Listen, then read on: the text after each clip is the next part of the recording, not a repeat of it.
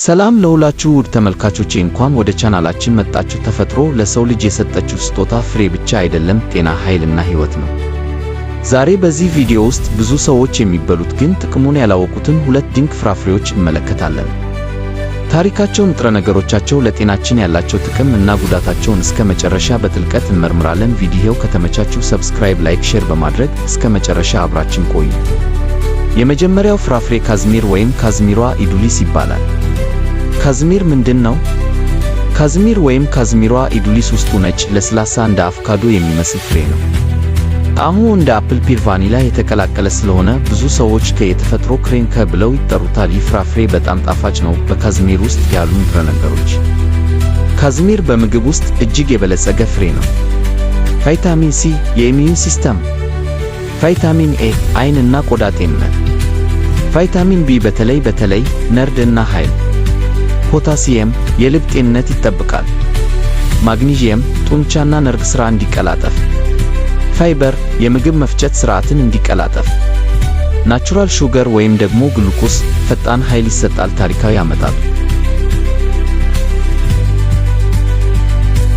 ካዝሚር ዛሬ በብዙ አገሮች የሚበላ ፍሬ ቢሆንም ታሪኩ እጅግ ወደ ኋላ ይመለሳል። መነሻው ከመካከለኛ አሜሪካ በተለይም ከዛሬ ሜክሲኮ፣ ጓተማላ እና ኤል ሳልቫዶር አካባቢዎች ነው።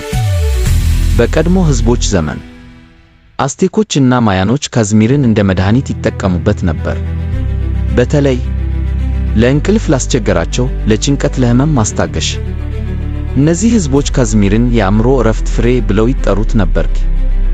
ወደ ዓለም መስፋፋቱ 16ኛው ክፍለ ዘመን የአውሮፓ ተጓዦች ወደ ካሪቢያን፣ አፍሪካ፣ እስያ።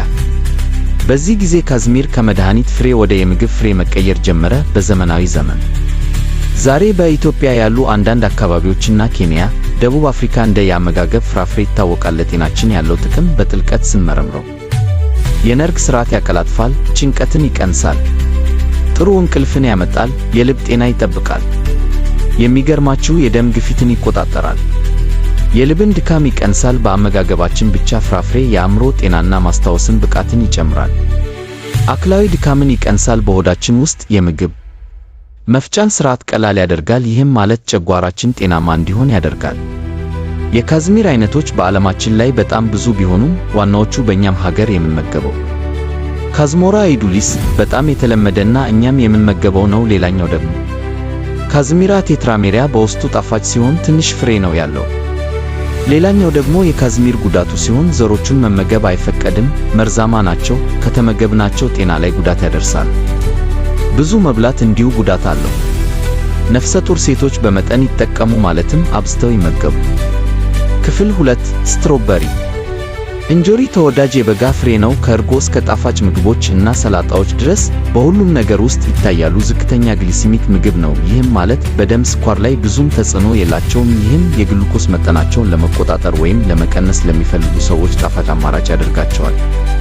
ሰኔ ብዙውን ጊዜ ትኩስ እንጆሪ ለመምረጥ በጣም ጥሩ ጊዜ ነው። ነገር ግን ዓመቱን ሙሉ በሱፐርማርኬቶች ውስጥ ይገኛሉ። ጥሬ ወይም ከጣፋጭ እስከ ጣፋጭ በሆኑ የምግብ አዘገጃጀት መመሪያዎች የበሰለ ጣፋጭ ናቸው። እነዚህ ጣፋጭ መክሰስ የሚወደዱ ብዙ ነገሮች አሉ። እንደ ፖም ወይም ሙዝ ካሉ ፍራፍሬዎች በካሎሪ እና በስኳር ዝቅተኛ ናቸው፣ ነገር ግን በፋይበር እና በሌሎች ቁልፍ ንጥረ ነገሮች የበለጸጉ ናቸው። የእንጆሪ የጤና ጥቅሞች በብዛት ይገኛሉ። በተፈጥሮ ቫይታሚኖችን፣ ፋይበርን እና በተለይም እነዚህ ጣፋጭ መክሰስ የሚወደዱ ብዙ ነገሮች አሉ። እንደ ፖም ወይም ሙዝ ካሉ ፍራፍሬዎች በካሎሪ እና በስኳር ዝቅተኛ ናቸው፣ ነገር ግን በፋይበር እና በሌሎች ቁልፍ ንጥረ ነገሮች የበለጸጉ ናቸው። የእንጆሪ የጤና ጥቅሞች በብዛት ይገኛሉ በመባል የሚታወቁትን ከፍተኛ መጠን ያላቸው አንቲኦክሲደንቶችን ይሰጣሉ። ምንም ሶዲየም፣ ስብ ወይም ኮሌስትሮል የለውም። እንዲሁም በጣም ጥሩ የሚከተሉት ምንጮች ናቸው: ማግኒዚየም፣ ፎስፈረስ፣ ካልሲየም፣ ፖታሲየም፣ ፎሌት፣ ቫይታሚን ኬ፣ ማንጋኒዝ። አንድ ፍሬ ስትሮበሪ የሚያቀርበው ምግብ የሚከተሉትን ይይዛል: ካሎሪዎች 46፣ ፕሮቲን 1 ግራም፣ ስብ 0 ግራም፣ ካርቦሃይድሬት 11 ግራም፣ ፋይበር 3 ግራም፣ ስኳር 7 ግራም። እንግዲህ ውድ ተመልካቾች ካዝሚር እና ስትሮበሪ ፍሬ ብቻ አይደሉም፣ የጤና ባንክ ናቸው። በትክክል ከተመገቧቸው ሰውነታችሁ ጤናማ ይሆናል። በባለፈው ቪዲዮ ስለ ማንጎ አቅርበን ነበር። ካላያችሁት ይሄን ቪዲዮ እዩት። ይሄን ቪዲዮ ከወደዳችሁ ላይክ፣ ሼር አድርጉ። ሰብስክራይብ ማድረግ አትርሱ። በቀጣይ ቪዲዮ እስከምንገናኝ መልካም ጊዜ